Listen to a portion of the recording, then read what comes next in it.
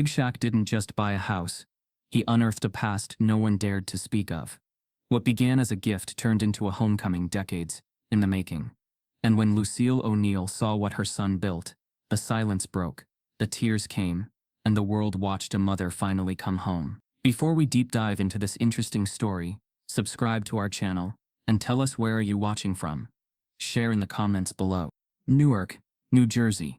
The air smelled like bus exhaust and baked asphalt, the kind of summer heat that made window fans buzz in every brick apartment building on the block. Kids played in cracked sidewalks, with scraped knees and plastic cups of Kool-Aid. But one house, half-painted, leaning slightly on one side, held a presence bigger than the street itself. That's where Lucille O'Neill lived. And inside it, her son was learning more about life than any textbook could ever teach. Shaquille wasn't Big Shaq yet. He wasn't even Shaq. Just a tall, quiet kid with wide eyes and shoes that wore out too fast. Their house wasn't much. The roof leaked during thunderstorms, the heater coughed in the winter, and the floors creaked like they were trying to speak. But Lucille made sure it was clean, warm, and filled with rules, respect, dignity, and never let the world see you fold. She worked 3 jobs. Mornings at the diner, nights at the hospital kitchen, weekends cleaning a lawyer's office, where no one said hello. She moved like she was made of steel, wrapped in honey, soft to those she loved, unbreakable to those who didn't. Shaquille watched her iron his school shirts while her hands shook from exhaustion. She never once asked for help, never once complained. When he told her one night, "Mama, I'ma buy you a castle someday," she smiled without turning around. You just make sure your mind's built like one first. But not every lesson in that house was gentle. One morning, he opened the front door and froze. Spray painted across the steps were the words, "Go back to where you came from." Big letters, crooked and ugly. He was maybe 9, old enough to read, not old enough to understand why. Lucille came outside, holding a mop and a bucket like she had just planned on it. She didn't say a word, just dipped the mop and started scrubbing. The red paint turned pink under the soap. Then lighter, then gone. She never looked at her son. He wanted to scream, to cry, to ask her why she wasn't mad, but he didn't. He stood there, silent, and in that moment, he understood. His mother wasn't ignoring it. She was surviving it, teaching him, without saying a word, how to clean a wound you didn't make. That silence, that unspoken strength, would follow him. They never talked about the name-calling, or the way people stared when Lucille showed up to school events in her work uniform, or how grocery clerks would watch her like she was about to steal. Shaquille absorbed it all. He learned early that being black in America meant walking with a weight that no one else could see. School wasn't a safe zone either. Teachers called him intimidating, even when he didn't speak. He got blamed when smaller kids fought, because of his size. But at home he was just her boy, her gentle giant. He read books out loud to her after dinner. He helped her roll up her stockings when her knees hurt. He hugged her like she might disappear. Lucille didn't cry in front of him. Not until the eviction notice came. Their landlord had sold the building, and everyone had to move. She stood in the kitchen, clutching the letter, breathing like someone had punched her chest. He didn't understand all the words, but he knew what it meant. That night, she sat on the edge of her bed, holding a box of memories she never wanted to pack. That was the only time he ever saw her look small. But even then, she found a way. She always did. They moved to a smaller place. Not better, just different. Same peeling wallpaper, same humming radiator. But Shaquille remembered watching her lay out the doormat like she was declaring war against despair. "Everywhere we go, we start over clean," she said. In the new neighborhood, things were rougher. The neighbors louder, police cruisers more common. He saw a boy his age, shoved against a wall for nothing. Saw a woman cuffed in front of her child for a mistake she couldn't afford. Shaquille started writing in notebooks. Not poems, just questions. Why did some people get watched while others got waved through? Why did good people work twice as hard for half as much? And what would it take to change that? The anger began to bubble, but his mother was always the counterweight. When he scowled at the news, she said, "Don't carry rage, baby. Carry purpose." That's when basketball came in, not as a dream, but as an escape. A local rec center, scuffed up court, no nets. He wasn't graceful at first, too big for his own body. But when he jumped, It felt like the only time the world looked up at him without suspicion. Coaches noticed. One in particular, Coach Lenny told Lucille, "Your boy's got something." Lucille just said he better, because I got nothing left to give. Shaquille practiced until dark, then took the bus home beside strangers who clutched their purses too tight. Every success, every new stat, every scout who showed interest, he saw her smile get a little more tired. Proud, but tired. She never took a break, not even when he made the high school All-American list. Not even when letters from colleges started coming in. He asked her once, "What would make you quit all these jobs?" She looked at him like the question confused her, then said, "I don't dream for myself, baby. I dream through you." And that stuck. When he got his scholarship, she sat at the back of the auditorium in a brown dress she ironed that morning before work. No makeup. Just pride. When he signed his NBA contract, she wore the same dress to the press conference. When reporters asked what he'd do with the money, he said, "Buy my mom a house." But what no one asked was why. Why a house? Because he'd never lived in one that felt permanent. Never slept under a roof that didn't leak. Never walked into a kitchen that smelled like anything other than effort. A house wasn't luxury. It was a declaration that Lucille O'Neal would never have to mop hate off a porch again. And yet, for all the promises, all the wealth that came pouring in later, she never accepted a mansion. She stayed in her modest home, with the tiny porch, with the humming fridge, and the old rocking chair. Shaquille didn't push, he just kept waiting. Until one day he'd find another way. One that would mean more than square footage or modern tiles. A way to take her back, not to pain, but to memory, to rebuild something sacred. Not for luxury, for closure. And that was the moment the idea sparked. Quiet, like her, but powerful. He'd give her the dream, even if she didn't know it yet. Retirement looked good on him. On the outside, Shaquille O'Neal, known to the world as Big Shaq, lived a life that made headlines. He was the man who once shattered backboards, now breaking stereotypes. A 7-foot-tall ex-superstar with a booming laugh, soft eyes and a wallet as generous as his heart. The camera still followed him, though now it was less about the stats and more about the stories, like when he paid off a stranger's engagement ring in a jewelry store, or handed a struggling mother a car key in a supermarket parking lot. To the public, he had evolved into this symbol of redemption and kindness, but symbols, even golden ones, can hide the cracks underneath.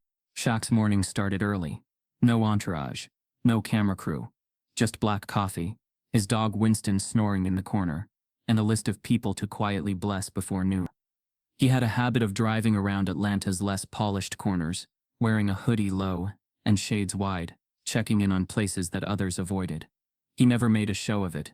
No flashy suits, no brand plugs, just Shaq pulling up to food pantries with bags of groceries he packed himself, slipping envelopes under doors, and helping young men apply for trade schools they hadn't dared dream about. People called him a gentle giant, and it wasn't just about size. There was something in his presence that disarmed people, made them trust him before they even knew why. Maybe it was because he didn't talk down to them. He listened, and not just with sympathy, but with recognition, like he saw through every excuse, every lie, every mask, and still chose to lean in. He was rich, yes, but the money hadn't filled the empty parts. If anything, it made them more visible. Behind the $1 million smile was a man who couldn't get his mother to move out of the same modest brick house she'd lived in since his rookie year. He'd offered her mansions, penthouses, lakeside escapes, and ocean view fortresses. But Lucille O'Neal said no each time, politely, firmly. "That place doesn't feel like home," she'd say, her voice laced with something final, like punctuation. People around him chuckled and called her stubborn, said it was a mother's pride. Shaq let them believe that. What he didn't say, what he couldn't say, was that deep down he knew it wasn't pride, it was pain. He had 10 properties spread across 5 states. Some he lived in, some he rented, a few just sat, locked and gleaming, never touched. He bought them not because he needed the space, but because the idea of home felt like something he was still chasing. One house had indoor waterfall, another had gold sinks, and a 12-car garage. But none of them ever felt quite right, because the one person he wanted to walk through those doors and call it home wouldn't do it. Lucille's house in Georgia was simple. Single story, gray shutters, mailbox slightly leaning from a forgotten bump. The porch creaked, the paint faded a little more each season. But inside it was warm.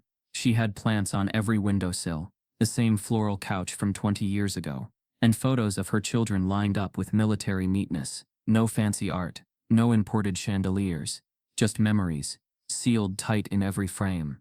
Shaq visited often, usually unannounced. She'd be cooking when he walked in, smothered chicken, collard greens, always enough for 6 people even though she lived alone. And every time he brought up moving, she'd shut it down with a look, not a word. One afternoon, after a school visit where he'd donated thousands of dollars in scholarships and gym equipment, Shaq sat in his car longer than usual.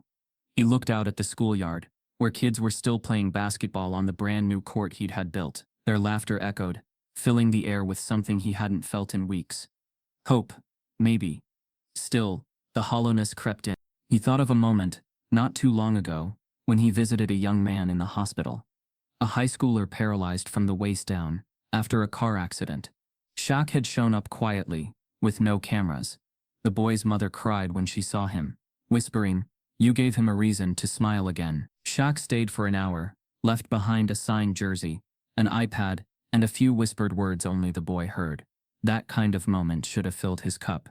But it didn't, not fully. Because the one person he wanted to give something to, really give, kept turning away from the gift. He replayed every conversation with Lucille, trying to decipher the code in her refusals. It doesn't feel like home wasn't just about curtains or neighborhoods. It was about history. It was about where she came from, and maybe where she never wanted to go back. But he wasn't and she wasn't telling.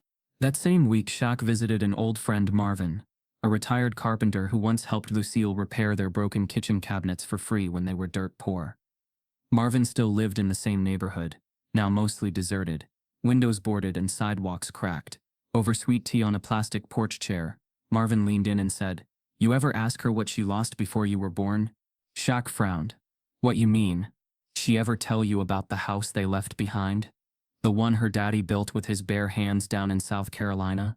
Shaq had never heard that story. Marvin just sipped his tea and said, "Sometimes it ain't the houses we live in that shape us. It's the ones we leave behind." That night, he couldn't sleep.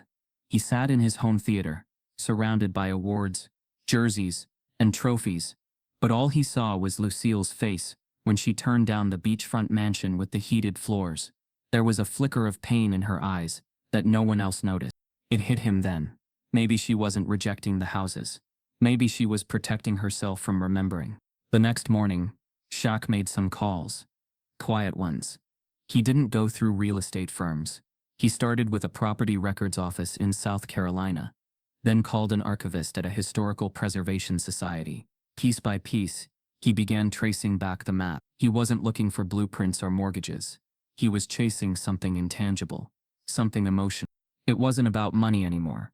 It never really was. It was about healing, not just giving her a gift, but returning something she never asked for because maybe she thought it couldn't be given. And that's when the idea rooted itself. A plan, one that would take time, secrecy, and the right people. He would rebuild something not just to impress her, but to connect with her, through history, through legacy, through love. The gentle giant moved quietly through the world, but inside a storm had started, not of rage, but of purpose. He didn't need applause. He didn't need cameras. He just needed one thing, to make his mother finally feel at home. It was supposed to be a quiet morning. Just Shaq, a lukewarm cup of black coffee, and a habit he had picked up in the last year, scrolling through old property listings. It wasn't a hobby as much as a search. He didn't quite know what he was looking for, just that he'd know it when he saw it. He clicked through dated maps and faded deeds, zoning permits from counties he'd never visited, something almost meditative about it. But that morning, deep in a sleepy database buried inside a South Carolina archive, he saw a name that stopped everything. O'Neill. Not his. Not directly. But one he'd seen scribbled in his mother's old Bible. One of the few possessions she kept from her childhood. A man named Denton O'Neill, listed as the former owner of a residential property in a place called Hawthorne Ridge. Population so low it barely counted. He blinked, double-checked, and something twisted in his gut. The address looked ordinary, but it felt familiar, like déjà vu attached to a place he'd never stepped foot in. He clicked through to the satellite view. What appeared wasn't a house. It was a ghost. An overgrown lot. A sagging structure barely holding itself upright. Boards nailed haphazardly across the windows. Vines crawling up what was once a porch. Trees leaned in like they were shielding the last breath of something sacred. But it was there, standing, breathing, somehow, under the weight of years. He leaned closer to the screen, eyes narrowing at the outline. Narrow porch steps, a brick chimney chipped and tired, a faded shingle roof that looked like it had fought too many storms. Shaq sat back slowly, heart thudding against his ribs. If this was what he thought it was, then he had just found the house his grandfather built. The house Lucille never talked about but carried inside her like a locked drawer. He didn't call her, didn't tell anyone. Instead, he dialed an old real estate contact in Charleston, a woman named Leanne, who specialized in foreclosure pickups and off-the-books deals for private clients who didn't want headlines. He gave her the parcel number, not the address, and asked one question: "Can you get it without anyone asking why?" She said she'd try. 3 weeks later, the deed was his. Shaq didn't visit right away. Part of him didn't want to see it. Not yet. But another part needed to. So early on a Sunday, he flew into a small municipal airport, rented a truck under an alias, and drove out to Hawthorne Ridge. It took him 2 hours to find the road, and when he finally pulled up, the truck idled in front of a driveway that barely existed anymore. He stepped out into the hot, buzzing quiet of rural South Carolina. The air smelled like old pine and wet dirt. He walked up the overgrown path, brush scratching his legs, sneakers crunching on gravel that hadn't seen footsteps in years. The house loomed before him, slouched and skeletal, but unmistakably proud. It was small, but something about its bones made his chest tighten. It felt like a breath held too long. The door had been nailed shut. He circled to the back, found a broken window near the kitchen, and climbed through carefully. Inside, it smelled of rot, rust, and dry wood decay. But the light filtering through the cracks caught on something golden. Not literal gold, but memory. In the corner, an old wood-burning stove stood like a soldier. The floor had collapsed in places, but near the front window, he could still see the square outline of where a rocking chair had once sat, its presence ghosted in the dust. There were pieces of a life scattered everywhere. A rusted fork on the floor, an old newspaper, half buried beneath a torn rug, faint pencil markings on the wall, growth lines, maybe. One of them was marked LO in faded handwriting. Lucille O'Neill. He stood there, unmoving, staring at the proof of his mother's beginning, a place she'd never wanted to talk about, yet never completely left behind. The silence was so loud, he almost missed it. The sound of something falling in the next room. He walked slowly, heart steady but tight, and found a warped cabinet door swinging loose. Inside was nothing, or so he thought. Taped to the underside of a shelf, barely hanging on, was a yellowed photograph. He peeled it off carefully. It showed a man standing in front of the house, holding a hammer in one hand, a cigarette in the other. Next to him, a little girl, no more than 4, stood barefoot on the porch step. Her face wasn't smiling, but her hand clutched his pant leg like an anchor. Shaq knew without question. This was Lucille and her father, the man who built this house, the man she never spoke of. He left without touching anything else, drove back in silence. He didn't cry, but he didn't speak, either. The next day, he started planning.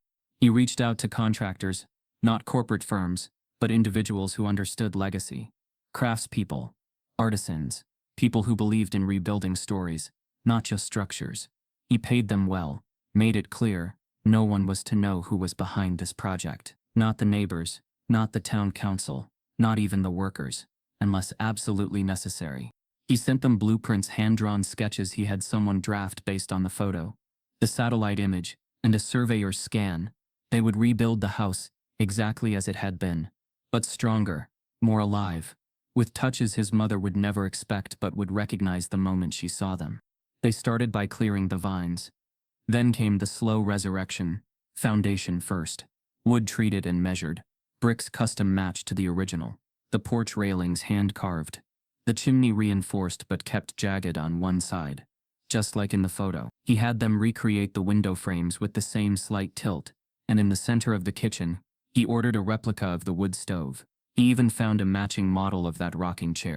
The workers never asked questions. They felt something in the air. This wasn't a job. It was a resurrection, an act of love, hidden under layers of purpose. Shaq flew in weekly, under different names, always alone. He'd walk the site, hand on his chest, watching something lost be brought back to life. He made changes quietly. Add a garden here, fix the swing beam there. Never flashy, always intentional. One afternoon, while inspecting the nearly finished frame, one of the crew members, a woman named Rosa, asked, "Who's the house for?" Shaq smiled faintly. "Somebody who never asked for anything, but deserved everything." She nodded, like she understood more than she let on. By the end of the 4th month, the house was nearly complete.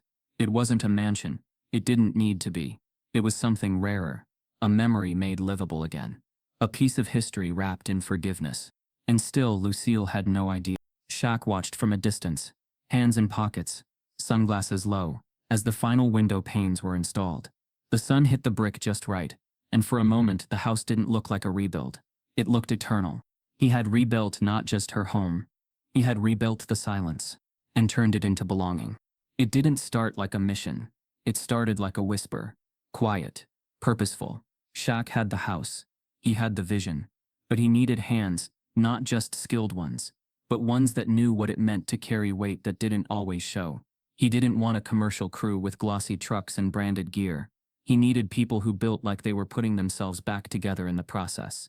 People like him walking monuments of held-in sorrow and unspoken fire. He found Rosa Gutierrez through a mutual friend, someone from a nonprofit in Atlanta, who mentioned her name over lunch, speaking with a kind of respect usually reserved for preachers and soldiers. She'd been a construction forewoman for 15 years, ran her own small crew, mostly women and veterans. But it wasn't her resume that caught Shaq's attention. It was her story. Her son, D'Angelo, had been arrested at 17 for a robbery he didn't commit. No weapon, no fingerprint, just a face that looked like someone else's. He died in custody 2 years later, an asthma attack untreated, ignored. Rosa never sued, never screamed on TV. She took the pain, bent it into steel, and started building homes for struggling families like her. When Shaq called her, he didn't tell her his name, just that he had a project, off the record, emotional in nature. She asked one question: what kind of pain is buried under it? He paused, then said, generational. She showed up the next week. Then there was Kelton Price, an architect who once graced magazine covers for his modernist builds in Chicago. Sleek glass towers, city-defining skylines. But the market crashed, and he spiraled. His addiction started slow, then consumed everything. He lived in shelters for 3 years, drafting dreams on napkins and lined notebook paper, trying to remember the man he used to be. A caseworker found him one day, sketching the outline of a library he claimed didn't exist yet, but would. She posted it online. The sketch went viral. One of Shaq's old teammates saw it, forwarded it to him, and a week later, Shaq tracked Kelton down in a halfway house. "Want to design something real?" he asked, sliding a folder across the table. Kelton didn't ask for details, just nodded. For the first time in years, his hands stopped shaking. And then came Jared Boone, a former Marine, discharged after a roadside bomb in Kandahar shattered more than just his leg. He came back angry, confused, misfit in a country he no longer recognized. But something in him broke for the better during the protests of 20. He marched not because someone told him to, but because something in his gut said it was the fight he'd signed up for, just not overseas.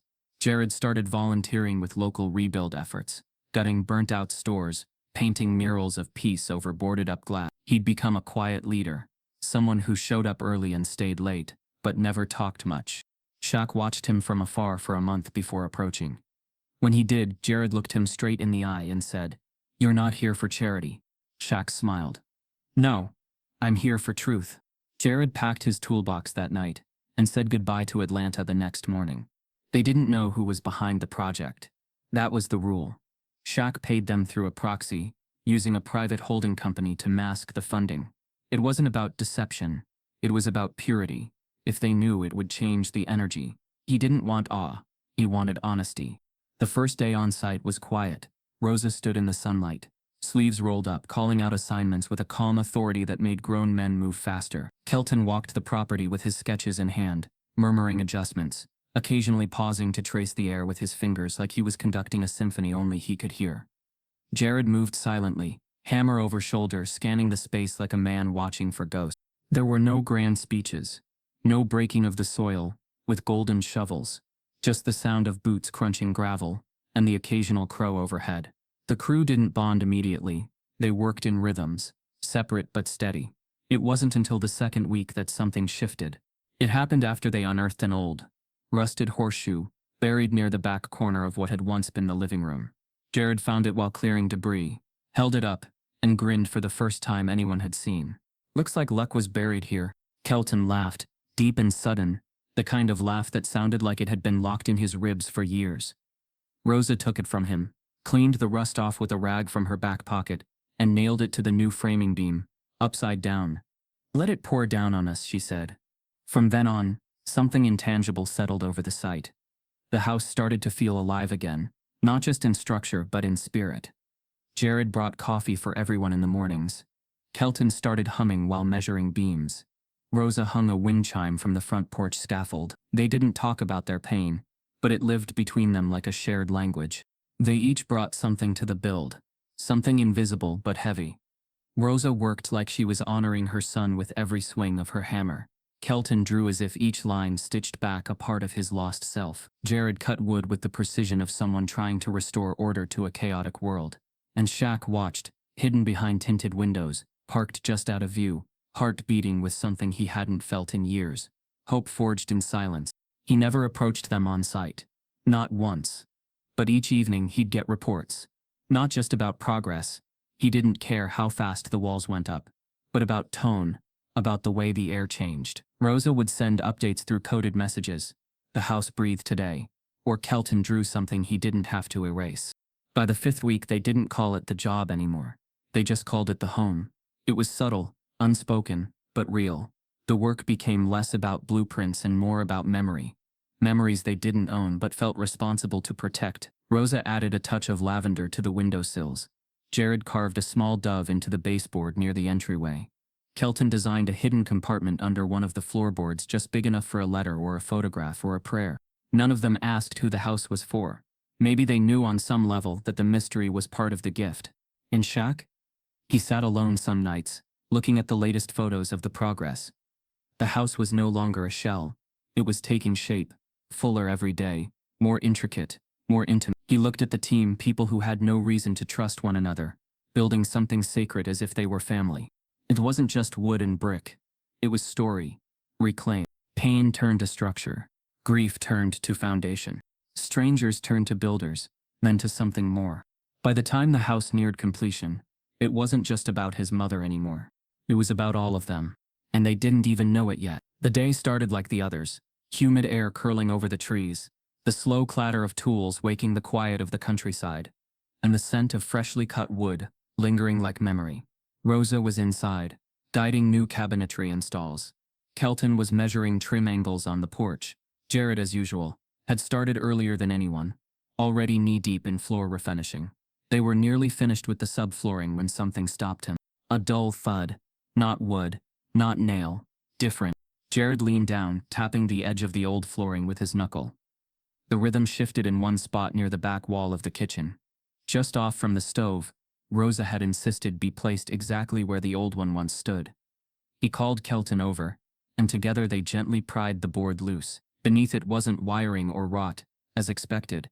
It was something wrapped in oilcloth, tucked carefully between crossbeams, protected from years of damp and dust.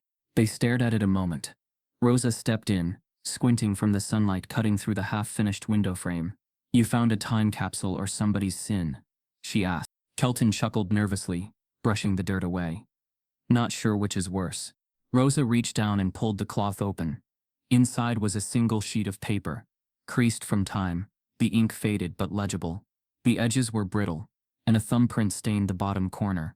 None of them spoke, not immediately. They knew this house held history, but this was personal. Shaq arrived less than 2 hours later. Rosa had texted him, short and direct. "We found something you need to see. No one else touches it." He walked in quiet, removing his cap at the threshold, like stepping into a church. Rosa handed him the letter, already sealed in a protective sleeve. Kelton had fashioned from a scrap of plexiglass. Shaq took it carefully, hand steady but breath shallow. The handwriting was firm, slanted, written in black fountain pen.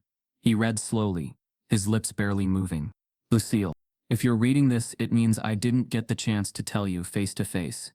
They're watching us. I've seen the signs. The sheriff doesn't look me in the eye anymore. 2 of my crew didn't show up last week, and no one's answering why. I need you to go. Not because you're weak, because you're our future. I built this house with hands that came from nothing, on land that didn't want to keep us. Every nail in these walls was driven with the sound of resistance behind it. But the walls can't hold you. They were never meant to. They were meant to start you, not keep you. Don't forget this place. Don't forget who you are. But leave. Leave soon. Your father, Denton. Shaq stood there for a long time, after the last word. The room was silent around him. No hammering, no voices, just the creaking of old wood, adjusting to the weight of unspoken things. A single tear slid down his cheek. He didn't brush it away. For the first time he understood something that had only lived in hints and silences between his mother's words. This house was not just the beginning. It was a barrier and a blessing, a place of love wrapped in fear. Lucille had fled not just to escape poverty, but because her father told her to run toward a future he knew he couldn't protect her from here. He walked to the corner of the room and sat on the unfinished floor, holding the letter like it might dissolve if he let go. Rosa leaned in the doorway, arms crossed, face unreadable. He knew, she said softly, knew the town was shifting. Kelton added, he knew they were in danger, but he built it anyway. Shaq nodded. He didn't just build a home, he built her exit. Jared, leaning against the wall, said nothing, just looked at the floor, as if he could still feel the heat of secrets buried beneath it. Shaq stared at the letter again. The words felt heavier now. Not angry, not afraid, but urgent, like the final breath of a man who loved his child enough to push her away from him. And now, decades later, that same child's son stood in the same spot, trying to bring her back.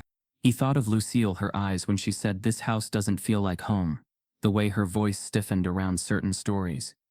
She hadn't just been preserving old pain, she had been protecting it, holding it like a fragile egg, afraid it would crack and release something she wasn't ready to face. But what if the healing wasn't in forgetting, but in returning? Shaq stood up slowly, the letter pressed to his chest. "This doesn't change the plan," he said. Rosa looked at him. "No, it deepens it." They decided to preserve the letter, to build a display box inside the new living room wall. Discreet, but reachable, a time vault, with glass and light and reverence, not for anyone else to see, just for her. It would be placed behind a wooden panel that only slid open with a gentle push, just enough pressure to be intentional. Kelton redesigned that corner of the room. Jared crafted the paneling himself, using salvaged wood from the original home's floorboards, sanded and treated until it gleamed like honey. There was something sacred now in every nail they drove, every beam they raised. They weren't just building a house, they were stitching history together with care, refusing to erase what hurt while still daring to imagine what could heal. That night, Shaq sat alone in his hotel room, letter beside him, and called his sister for the first time in months. They didn't talk much, just long enough for him to ask, "Did Mom ever tell you about Grandpa Denton?" There was silence, then no. "But I think she used to have nightmares about running." Shaq didn't sleep that night. He stared at the ceiling, tracing the words over and over in his mind. "Don't forget where you come from." The next morning he returned to the site before anyone else arrived. He stood on the porch, watching the sunrise stretch across the half-painted frame. The dew still fresh on the ground. He didn't say a prayer. Didn't need to. Because the house was already answering one. The first envelope arrived on a Monday. No return address. No stamp, just a folded sheet of printer paper tucked neatly inside, slid through the side of Shaq's private mailbox outside the property. The handwriting was sharp, etched in all caps like someone had pressed hard, angry, impatient. "You're not welcome here." Shaq stood alone that morning, coffee in hand, watching the slow rise of morning light stretch across the newly painted siding. He read the note once. Then again, it was unsigned, and for a moment, he thought maybe it was some misguided prank. A kid's bad joke, a leftover ghost from the town's past acting up for attention. He folded the note quietly, slid it into his back pocket, and didn't tell anyone. Not Rosa, not Kelton, not Jared, and definitely not Lucille. This house was her peace, and he wasn't going to let a coward's scribble poison what they were building. But the notes kept coming. 3 days later, another one, tucked beneath his windshield wiper, while he was parked at a diner 10 miles out. "You think money can change history? Leave." That one had a smudge on it. Grease or dirt or both. The ink had run slightly, but the threat was still clear. Shaq kept them all, stacked in the bottom drawer of the desk he used to review blueprints and budgets. He didn't panic, didn't call the police. Something inside him refused to give this shadow the satisfaction of fear. This wasn't new to him. This pushback dressed in politeness or passive-aggressive whispers had been a lifelong undertone. This one just wore darker ink. The crew noticed his silence before they noticed the signs. Rosa started seeing tire tracks where there shouldn't be any, circling the site, stopping at odd angles. Jared once found a half-buried beer can near the back fence, still cold, but no one on site drank. Kelton caught the shape of a pickup idling down the road for over 10 minutes one afternoon, engine rumbling like a held breath, but none of them said anything out loud. Not yet. Not until the mailbox was torn off. It happened on a Sunday morning, the only day the crew didn't work. Shaq arrived early to check on paint deliveries. The box, an old steel one his grandfather had installed decades ago, lay in the ditch, twisted and dented, like it had been yanked from the post by sheer force. The post itself was snapped clean at the base. Not an accident, not a storm. Deliberate. He stared at it for a long time, then knelt down, picked it up, brushed the dirt off the top. Inside was a single note. No envelope this time. You don't belong. We don't forget. Shaq stood up, the paper gripped tight in his hand. Something flared inside his chest, something old and tired and heavy. It wasn't rage. It was resignation. The understanding that no matter how far he'd come, no matter how gentle he'd been, there were still places, still people who looked at him and saw only a target. A threat. A man who dared to bring light where they preferred darkness. He replaced the mailbox himself. Quietly, by sunset a new one stood in its place. Welded stronger, deeper. He told no one. But Rosa noticed. You're quieter, she said one morning. Her hands dusted with sawdust, eyes squinting into the sun. Just tired, Shaq replied, but she didn't buy it. Kelton caught on too. His designs grew more meticulous, more armored. He added reinforced locks to windows, rewrote the porch layout to include better sightlines. He never said why. Jared was the one who brought it up, 1 week later, when he found a fresh set of boot prints along the back trail. Too fresh, too deliberate. They weren't his, or anyone from the crew. They didn't belong. Shaq listened, then nodded. Keep building, he said. You sure? Jared asked. I'm sure. So they did. But the atmosphere had changed. The house still rose, day by day, plank by plank, but the work felt different. Heavier. Every hammer sounded like a dare. Every nail driven felt like a statement. Rosa started playing music louder through her portable speaker. Soul songs, gospel jazz, anything to drown out the silence creeping in from the woods around them. Kelton began sleeping less, redrawing the same elements each night, as if waiting for someone to sabotage them. Jared never left without circling the perimeter twice, sometimes 3 times, eyes scanning the trees like they might blink. The tension didn't break them. If anything, it welded them tighter. Shaq started arriving earlier, staying later. He paced the site, measuring shadows, noting the bird song, how it disappeared when certain vehicles passed by too slow on the far road. He took note of a white truck that showed up every 3rd day, parking just past the edge of the property line before driving off. It never approached, but it always watched. He still told no one, not even when he found his tire slashed one morning at the gas station. Not even when the building permit sign was torn in half and left hanging by a single nail. He couldn't let it distract them. Not now. Because the house, his grandfather's house, his mother's house, now his project was almost complete. Every room carried a fingerprint. Rose's grief was in the kitchen tiles. Kelton's recovery hummed through the lines. Of the arched doorway he redesigned 3 times, until it felt like grace. Jared's quiet courage lived in the strength of the beams. The weight of the door he carved by hand, frame, and all. They were too close. And even though the town didn't say it out loud, Shaq could feel its discomfort. The grocery clerks with their strained smiles, the bank teller who took too long with his receipts, the gas station owner who pretended not to recognize him, 7 feet tall, world famous and still invisible in certain zip codes. He knew the history of Hawthorne Ridge, a town that buried its secrets deep and grew polite grass over top. He wasn't there to excavate its sins. He was there to rewrite one story. Just one. For the woman who raised him. for the man who warned her to run, for the house that stood too long alone. That was enough. Still, some nights, he'd sit on the porch after the crew left, staring at the woods beyond the fence, wondering who watched, wondering why the sight of a home rising in sunlight unsettled people so deeply. He thought of the letter he'd read weeks ago, from his grandfather. "They're watching us." The words circled his mind like smoke. Only now he was the one being watched. But he wouldn't run. Not this time. Because even when someone tried to break the story, snap it off like a mailbox post, he knew what Lucille's father meant. You leave to survive, but you return to finish what was started. And this house, it wasn't just survival. It was closure. And no letter, no tire, no coward's hand could take that away. For the first time in his life, she's angry at him. It was a Thursday afternoon, when Lucille showed up unannounced. The kind of southern sky that hung heavy with storm tension, but not a drop of rain had fallen yet. The clouds floated like warnings, and the air was too still. Shaq had just come in from the Hawthorne Ridge site, boots still dusty, mind still tracing the edges of the rebuilt window frames. He hadn't expected her.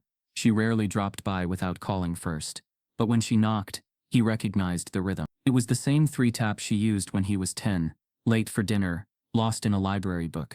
He opened the door, and there she stood. Same pressed slacks, same straight-backed posture, but something in her eyes was unreadable. Not soft, not sharp, just watchful. She stepped inside without saying much, her presence moving through the room like a gust that had no interest in being explained. "I was down in Macon. Figured I'd stop through," she said, setting her bag down near the front door. Shaq smiled, offered her something to drink, but she waved it off. He knew better than to press. She walked into the kitchen, taking in the stillness, her hand running along the countertop absent-mindedly, like checking for dust or memories. That's when she saw it. A folded set of blueprints lay open on the far end of the counter. Shaq had been reviewing the porch measurements just before leaving that morning. The edges curled slightly from where, but the center was clear, a sketched elevation of the house, detailed notes in the margins, and at the top a label in precise architectural font: O'Neill Property. Original structure. Restoration plan.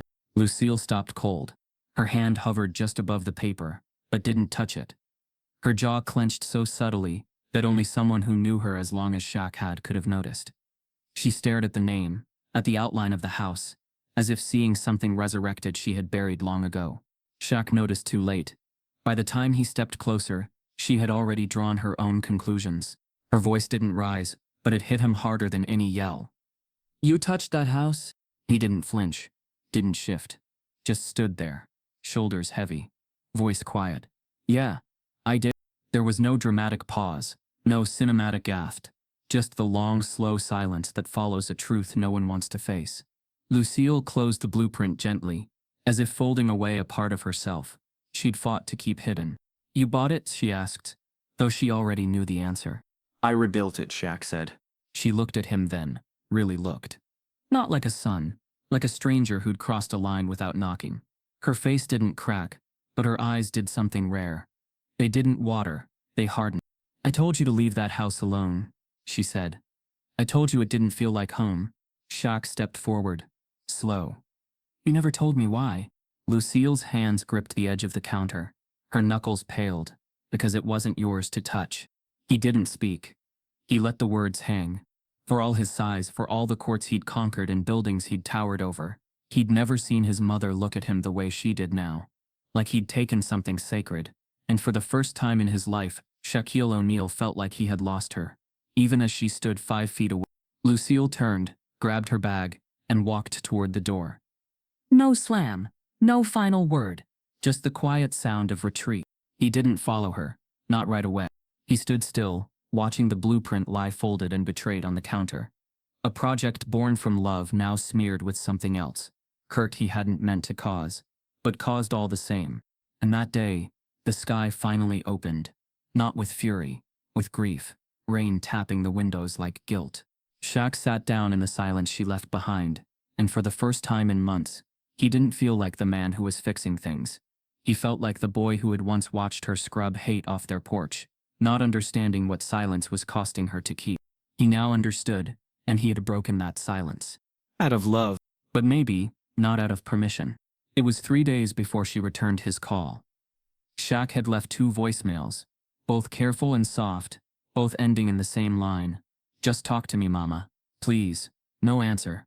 He'd checked his phone every hour, refreshing a screen that stayed stubbornly blank. He kept working on the house like nothing had shifted, but everyone on the crew could feel it. Something had splintered.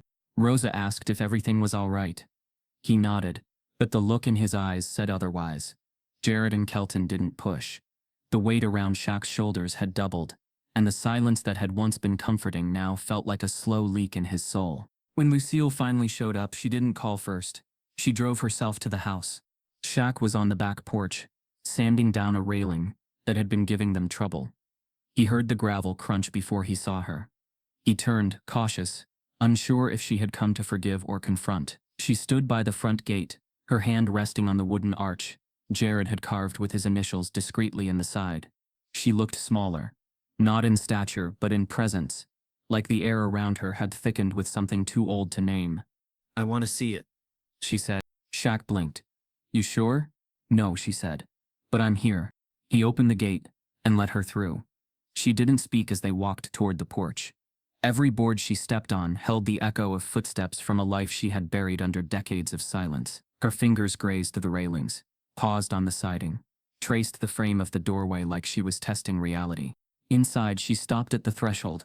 The layout was almost identical. Every corner was intentional. The kitchen tiles, the living room arch, the slight slope in the hallway floor, all built from memory, photograph and inherited instinct. Shaq watched her take it in. Her jaw tightened. Her eyes scanned every shadow. "You really did it," she whispered.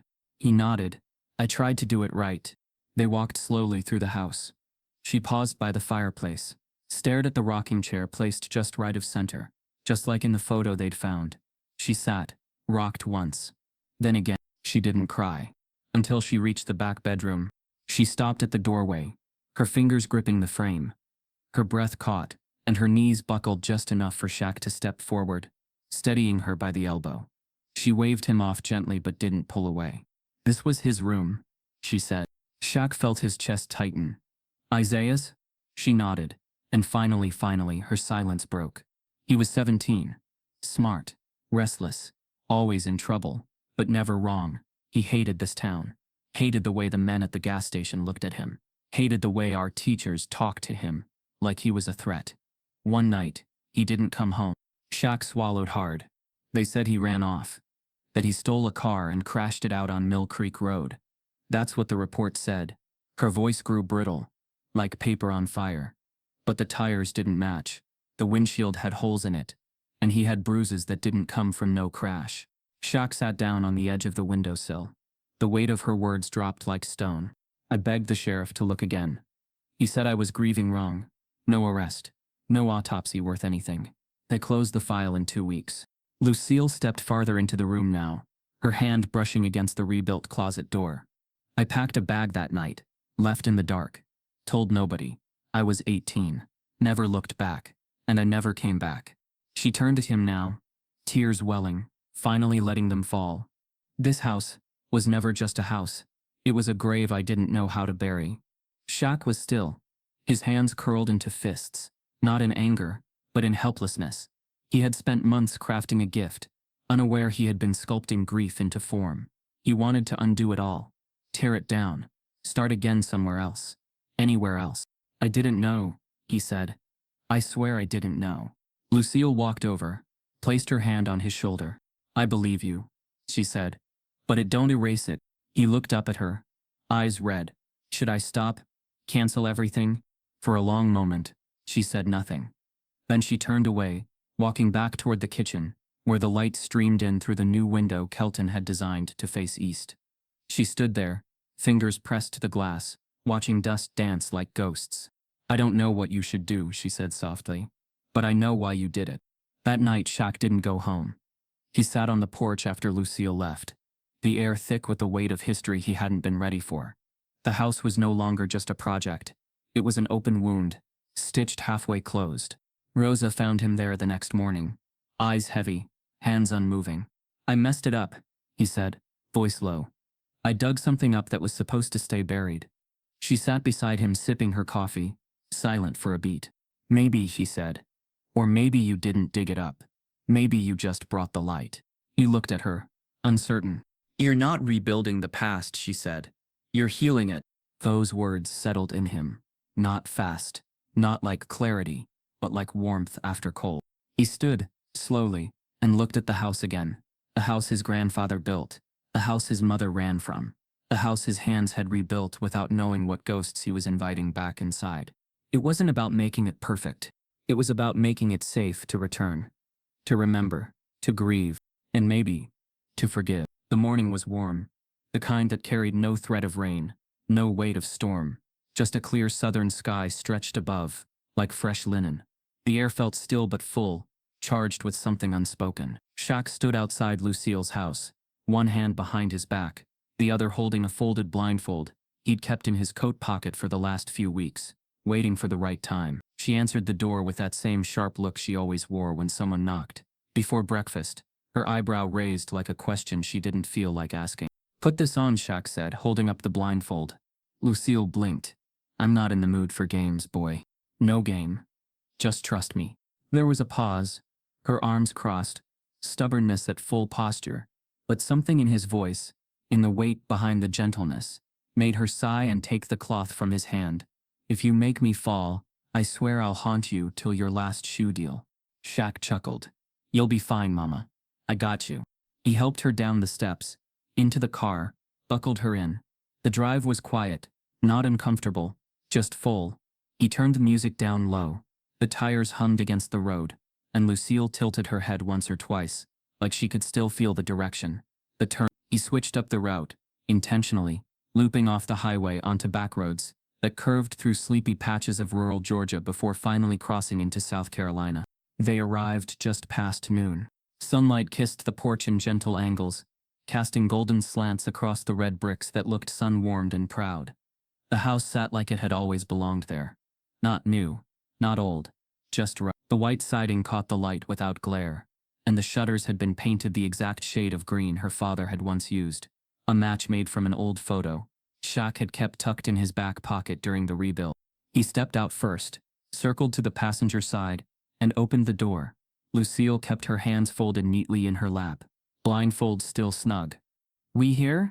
We're here, he said. He led her carefully up the path, hand under her elbow, steady and slow. Each step was measured, though his heart felt like it was speeding past every rhythm it had ever known. She moved cautiously, her body straightening like her muscles remembered this earth beneath her feet, even after all these years. He stopped her at the edge of the porch. Okay, he whispered. She lifted her hands toward the blindfold, but stopped when he gently pulled it off for her. She opened her eyes. At first, nothing happened. No sound, no tears, just stillness. Her gaze traced every detail in silence.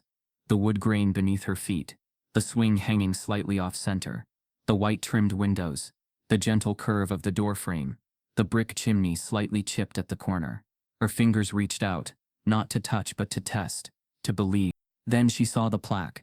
It sat just beneath the front window, brass and shining, but not gaudy. Simple, carved by hand, mounted into the brick like it had always been part of the home.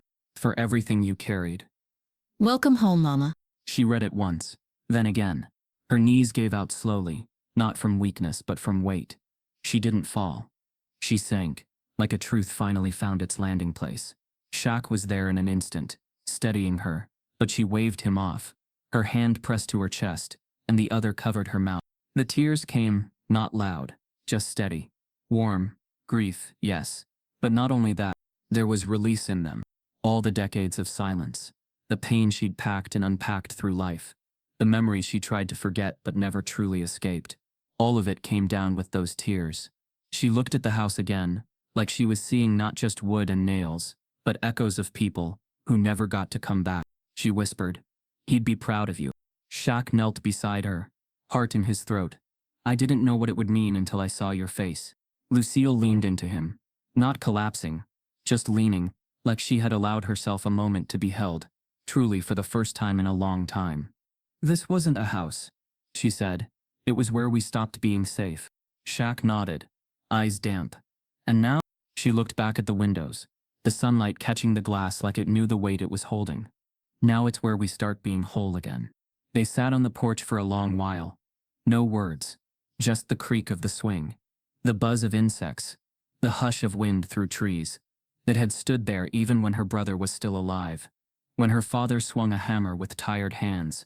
When everything felt like it might break, but hadn't yet. Rosa, Jared and Kelton watched from the tree line, far enough to give them space, close enough to feel the moment.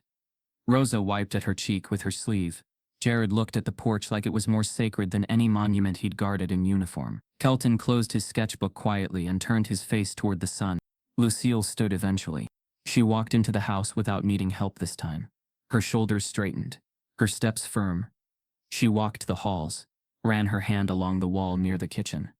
Smiled faintly when she saw the wood stove. She paused at the baseboard where Jared had carved a tiny dove and knelt, running her fingers along the soft groove of the wings. She whispered something then, not loud enough for Shaq to hear. But he knew it was meant for more than him. By the time they left that day, Lucille was different. Not healed, not completely, but opened. She sat taller in the car. Her silence felt less guarded, her breathing softer. She touched Shaq's hand once during the drive, and didn't let go for a long stretch. And when they pulled up to her old house, the one she never let him replace, she looked at it, then back at him. "I'll pack some things next week," she said. "I think it's time." Shaq blinked. "You mean, I'll still keep this one," she said, "but I'll live in the other." He smiled. Not the kind that made cameras flash. The kind only a son makes when a mother finally chooses to rest. The moment wasn't meant for anyone but them. No media crews, no sponsorships, no curated posts, with captions crafted by PR teams. It was just a son and a mother, standing in the warmth of midday sun, on a porch that had been built from memories, grief, and grit. But sometimes the most private moments find their way into the world, without permission, and when they do, they speak louder than anything planned. Unbeknownst to Shaq or Lucille, a teenage girl named Bryn was walking her grandmother's dog that day. Her family lived 3 houses down, and she had noticed the quiet buzz of construction for weeks, but never thought much of it. On that particular afternoon, the wind shifted just right, and as she passed the edge of the trees, something made her stop. Maybe it was the way the light hit the bricks. Maybe it was the way Shaq guided Lucille with such reverence. But she pulled out her phone and hit record. She didn't zoom in, didn't interrupt. She just captured the stillness. Lucille standing frozen on the porch. Her eyes locked on the plaque, the soft tremble in her hands, the exact second her knees lowered to the ground, and her whisper, barely audible, "He'd be proud of you." The video was just under 40 seconds. No fancy transitions, no background music, just raw, unfiltered humanity. Bryn uploaded it later that night with a simple caption, "I think I just saw something sacred." She had 74 followers at the time. By morning, it had over 600,000 views. By the end of the week, it was on every platform. People didn't just watch it, they felt it. Something in Lucille's face, in the unguarded weight of release, broke through timelines saturated with outrage, irony, and spectacle. It didn't scream, it didn't sell, it simply reminded. News outlets started digging. Journalists tried to reach Shaq's reps. A few confirmed the property was in his name, but no one could say much more. He hadn't posted anything himself. No grand announcement, no interview, just silence, which in a world drowning in noise, made it louder. Comment sections filled with stories of sons trying to earn their mother's pride, of daughters aching to reconnect with places they had fled, of families broken by distance, by pain, by silence. And more than anything else, people saw hope, not the cheap, slogan-wrapped kind, the real kind, the kind that crawled through history, bruised but breathing. But it wasn't the house that went viral. It was her face. That look of pain melting, of years dissolving, of a woman returning not just to a place, but to herself became the image passed from screen to screen. Artists painted it, poets quoted it, a musician used the audio from the clip to open a track titled Porchlight. And yet Shaq said nothing. When asked during an appearance at a youth fundraiser about the house, he deflected, talked about scholarships, community gardens, the importance of mentorship. But after the cameras turned off, one young boy approached him and said, "That was your mom, right?" Shaq looked down, smiled faintly. She looked healed. He nodded. "She is. The boy thought for a second, then said, "You didn't do that for the views, did you?" Shaq chuckled. "Nah, I did it so she'd stop carrying what wasn't hers." The boy nodded. Didn't ask anything else. Just walked away a little taller. Back in Hawthorne Ridge, people started driving by the house, not in crowds, not like tourists, but quietly, respectfully. Some left flowers by the front step. A few left notes. One note read, "I saw my own mother in yours. Thank you for giving us that." Lucille read them all. Every single one. She didn't post about it. Didn't do interviews. But she began walking her neighborhood again. Not rushed like before, but at ease. She'd nod to the few who recognized her, wave gently, then go on her way. Rosa, Jared, and Kelton came back one weekend, just to sit on the porch together. No tools in hand, no materials, just coffee, folding chairs, and shared silence. Kelton looked at the garden blooming along the fence line and said, "Funny how the world can find itself in one small house." Jared added, "Funny how none of us expected to be part of a story people needed." Rosa sipped her coffee. "We weren't part of a story, we built one." Shaq arrived a little later. Walked up. No cameras, no news crews, just him. He hugged each of them. No speeches. Just thanks. Then he sat with them, staring at the plaque that now had flowers laid beneath it, most of them from strangers. He leaned back in his chair and said, "You know what still gets me?" They waited. It wasn't the bricks, or the beams. It was her face. The way it changed. They all nodded. That's what the world had seen too. And in a year overflowing with division, pain and noise, Lucille's face had become a kind of quiet anthem, not of perfection, but of peace. And that was what Shaq had always wanted. Not for the internet. Not for the applause. Not even for the legacy. He just wanted to bring his mother back home. And in doing so, he brought something else home too. A belief, rekindled across screens, and cities that even in a country cracked with tension and tired from history, love could still win. Sometimes, all it took was one porch, one plaque, and the kind of son who listened to silence and chose to build something better from it. Some stories don't end, they echo. If this one stirred something in you, don't scroll past it. Ask yourself, who built the foundation you stand on? Whose silence deserves to be honored with more than memory? Let this story be your spark, not to repost but to rebuild something real.